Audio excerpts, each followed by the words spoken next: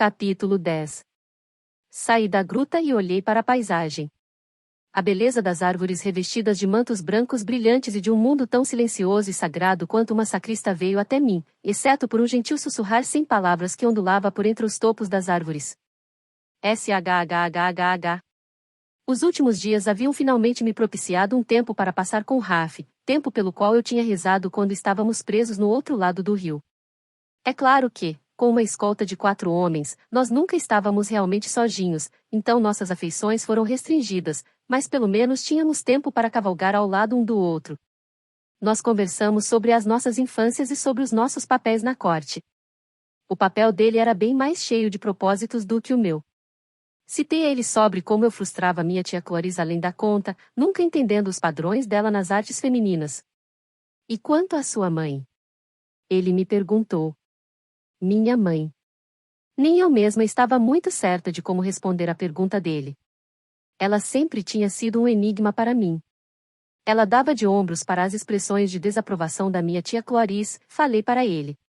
Ela dizia que era saudável que eu corresse e brincasse com os meus irmãos. Ela encorajava isso. No entanto, de repente, alguma coisa havia mudado. Antes ela ficava do meu lado contra o erudito real, mas depois começou a aceitar os conselhos dele. Antes ela nunca fora grosseira comigo, mas então começou a perder o controle. Apenas faça o que estou falando, Arabella. E então, quase como pedindo desculpas, ela me puxava para os seus braços e sussurrava, com lágrimas nos olhos, por favor. Faça como estou falando. Depois do meu primeiro ciclo menstrual, eu tinha ido correndo até a câmara dela para perguntar a ela sobre o Dom, que não tinha aparecido ainda. Ela estava sentada perto da lareira com suas coisas de costura. Um lampejo de raiva havia passado pelos olhos da minha mãe, então ela errou um ponto, e sua agulha arrancou uma gota de sangue do seu polegar, maculando a peça em que ela vinha trabalhando havia semanas. Ela se levantou e jogou a coisa toda no fogo. O Dom virá quando tiver que vir, Arabella. Não tenha tanta pressa assim. Depois disso, eu trouxe à tona o assunto do Dom apenas com cautela. Eu me sentia envergonhada, pensando que ela tivera uma visão das minhas deficiências. Não havia passado pela minha cabeça que ela fosse a causa delas. Eu acho que, de alguma forma, minha mãe faz parte de tudo isso, mas não sei ao certo como. Parte do quê? Além do cava no meu ombro, eu não sabia o que dizer. Ela queria me mandar para Dalbrek. Somente depois que o meu pai fez a proposta. Lembre-se de que foi ideia dele. Ela concordou com isso com muita facilidade, falei. Minha assinatura nos contratos nem estava seca e ela já tinha começado a chamar as costureiras. Um lampejo de surpresa de repente iluminou o rosto dele, e ele até deu risada. Esqueci de contar a você. Eu achei o seu vestido de casamento. Parei o cavalo. Você o quê? Eu o peguei dos arbustos quando estava rastreando você. O vestido estava rasgado e sujo, mas não ocupava muito espaço, então eu o enfiei na minha bolsa. Meu vestido? Falei, desacreditando. Você ainda está com ele? Não, aqui não. Era arriscado demais carregá-lo por Terravin. Eu tive medo de que alguém fosse vê-lo, então, quando surgiu a oportunidade, eu o enfiei atrás de uma manjedoura que estava guardada no celeiro. Provavelmente Enzo já o encontrou a essa altura e o jogou fora. Berdi talvez, mas não Enzo. Ele nunca arrumava as coisas mais do que o mínimo que tinha que fazer. Por que, em nome dos deuses, você manteria o vestido com você? Perguntei a Raf. Um sorriso brincou atrás dos olhos dele. Eu não sei realmente ao certo. Talvez quisesse ter alguma coisa para queimar, para o caso de eu nunca conseguir chegar até você. Uma sobrancelha foi erguida em desaprovação. Ou talvez eu quisesse ter algo com que estrangular você, se eu a encontrasse. Suprimiu um largo sorriso. Ou talvez o vestido me levasse a imaginar como seria a moça que o havia trajado, disse ele. Aquela que fora valente o bastante para meter o nariz entre 2 reinos. E... valente? Receio que ninguém no meu reino fosse ver as coisas dessa maneira, aliás, nem no seu, provavelmente. Então todos estão errados. Você foi valente, Lia. Acredite em mim. Ele começou a se inclinar para me beijar, mas foi interrompido pelo relinchado de cavalo de Jeb não muito atrás de nós. Receio que estejamos atrasando todo mundo, falei. Ele fechou a cara, mexendo nas suas rédeas, desajeitado, e seguimos em frente. Valente o bastante para meter o nariz entre dois reinos. Acho que essa era a forma como meus irmãos viam isso também, mas com certeza não os meus pais, nem o gabinete. Raf, você já se perguntou por que tinha que ser eu a ir para Dalbrec para garantir a aliança? Isso não poderia ter sido obtido também com a sua ida a Morriga? Porque sempre é a moça que precisa desistir de tudo. Minha mãe teve que deixar sua terra natal. Greta teve que deixar dela. A princesa Zeli da Ilândia foi enviada a Candora de forma a criar uma aliança. Por que um homem não pode adotar a terra natal da esposa? Eu não poderia porque serei regente de Dalbrec um dia. Não posso fazer isso estando no seu reino. Você não é rei ainda. Seus deveres como um príncipe eram mais importantes do que os meus como princesa? Também sou soldado do exército de Dalbrec.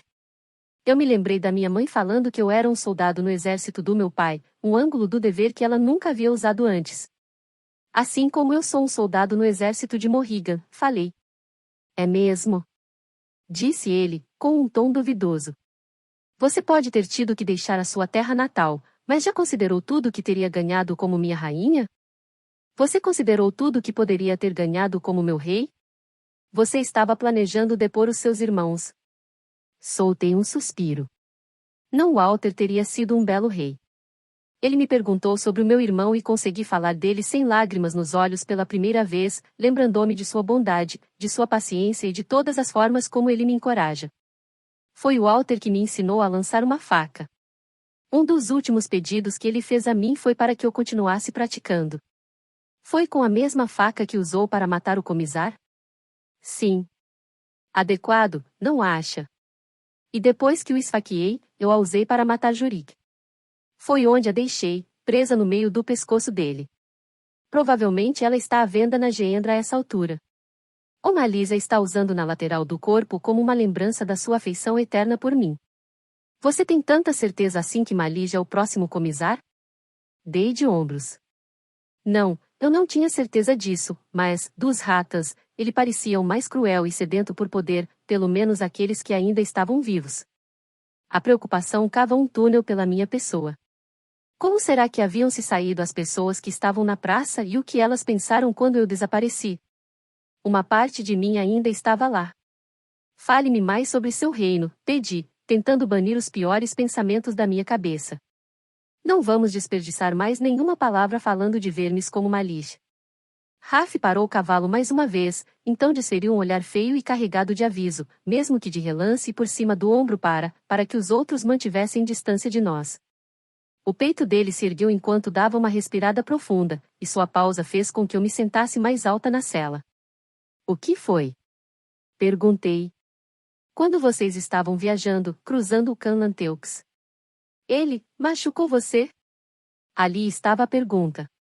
Finalmente. Eu ficará pensando em quando essa pergunta seria feita. Raf nunca tinha me questionado, uma única vez que fosse, sobre aquele meses em que fiquei sozinha em terras inóspitas com os meus captores. O que acontecerá, como eu conseguirá sobreviver, o que eles tinham feito, e ele evitava toda e qualquer menção a Caden. Era como se um fogo ardesse tão brilhante dentro de Raf que ele não poderia se permitir chegar perto demais. A que ele você está se referindo? A compenetração no olhar dele não estava lá por um instante. Malish, foi a resposta. É dele que estamos falando. Não, não apenas Malish. Caden sempre estava a ponto de ferver por baixo da superfície. Isso tinha mais a ver com Caden do que com qualquer outra pessoa que fosse. O tempo em que cruzei o Canlanteux foi difícil, Raf. Na maior parte do tempo eu estava com fome. Eu sentia medo o tempo todo. Mas ninguém pôs a mão em mim. Não do jeito que está pensando. Você poderia ter me feito essa pergunta há muito tempo. O maxilar dele estremeceu.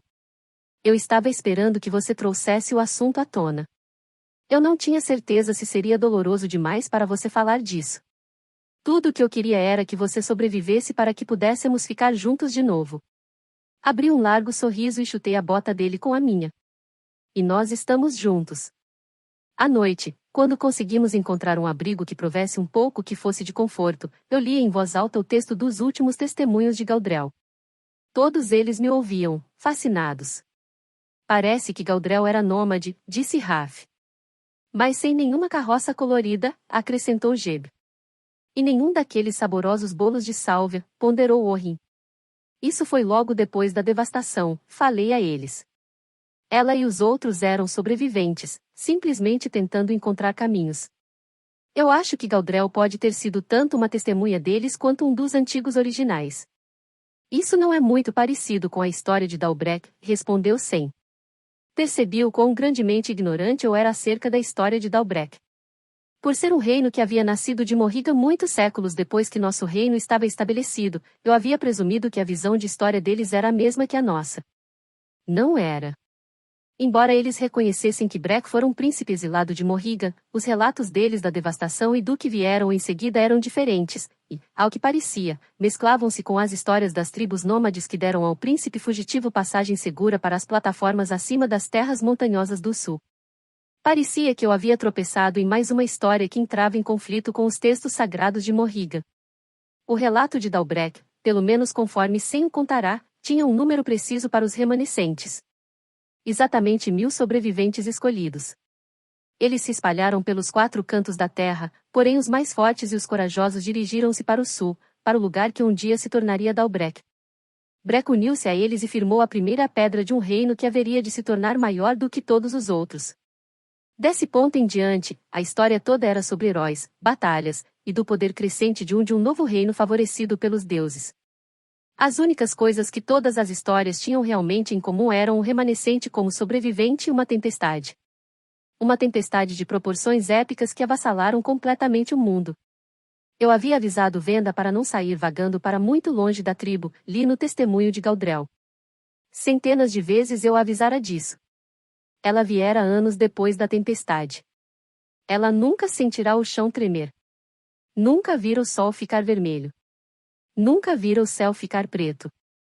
Nunca vira o fogo irromper no horizonte e queimar o ar. Eu li mais umas poucas passagens, e então parei com a leitura por aquela noite, mas as descrições da tempestade permaneciam na minha mente, e eu repassava o relato de Galdrel em silêncio na cabeça. Onde estava a verdade? O chão tremia e o fogo irrompia no horizonte. Era uma verdade que Galdrel de fato havia testemunhado. E foi o que eu tinha visto também. Quando o comissário me mostrou a sua cidade-exército, o fogo irrompia à frente quando os Bresalogs explodiram, o chão tremia, e os campos de testes maculavam o céu com uma fumaça de cobre, sufocando o horizonte. 7 estrelas. Talvez toda aquela destruição não tivesse vindo dos céus. Talvez até mesmo naquela época, houvesse um dragão de muitas faces.